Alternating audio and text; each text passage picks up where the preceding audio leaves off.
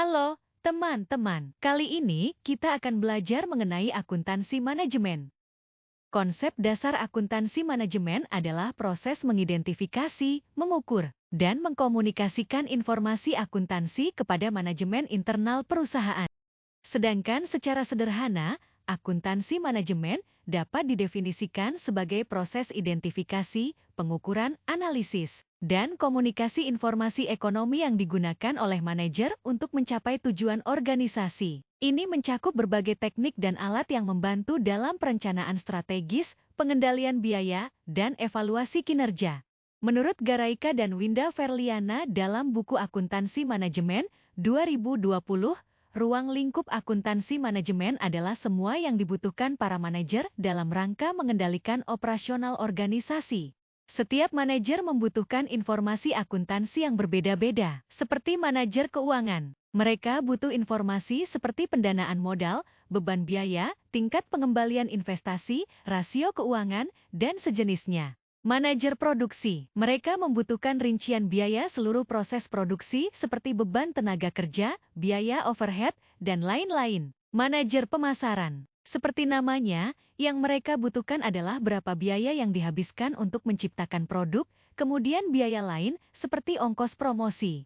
Top manajemen. Mereka butuh informasi yang relatif lebih umum dari akuntansi manajemen seperti ekspansi usaha, diversifikasi produk, atau kebijakan investasi lain. Top manajemen juga butuh informasi akuntansi berupa pengukuran kinerja perusahaan. Ini biasa disebut balance scorecard.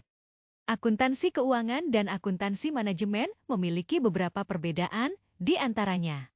Orientasi pelaporan. Akuntansi keuangan berorientasi pada pihak eksternal, sedangkan akuntansi manajemen berorientasi pada pihak internal. Tujuan. Akuntansi keuangan bertujuan memberikan gambaran kinerja keuangan perusahaan kepada investor, kreditur, dan regulator. Akuntansi manajemen bertujuan memberikan informasi kepada manajemen perusahaan untuk membantu perencanaan, pengendalian, pengambilan keputusan, dan evaluasi kinerja. Laporan. Laporan akuntansi keuangan mencakup neraca, laba rugi, dan lain sebagainya. Laporan akuntansi manajemen ditujukan untuk satu bagian perusahaan, seperti bagian produksi atau pemasaran.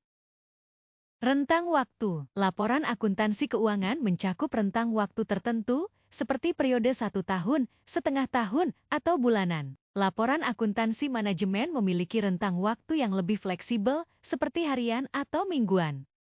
Tipe informasi. Akuntansi keuangan hanya mengukur mengenai keuangan saja dan berpedoman pada standar akuntansi keuangan, SAK, yang berlaku. Akuntansi manajemen mempertimbangkan operasional, proses bisnis, supplier, kompetitor, sampai kondisi pelanggan. Sistem informasi akuntansi manajemen, SIAM, adalah sistem yang mengumpulkan, menyimpan, dan mengelola data perusahaan, serta memprosesnya menjadi informasi yang berguna. Tujuannya adalah untuk mendukung pengambilan keputusan yang tepat oleh manajemen. Informasi yang dihasilkan oleh SIAM dapat digunakan untuk perencanaan strategis, pengendalian biaya, evaluasi kinerja, evaluasi investasi,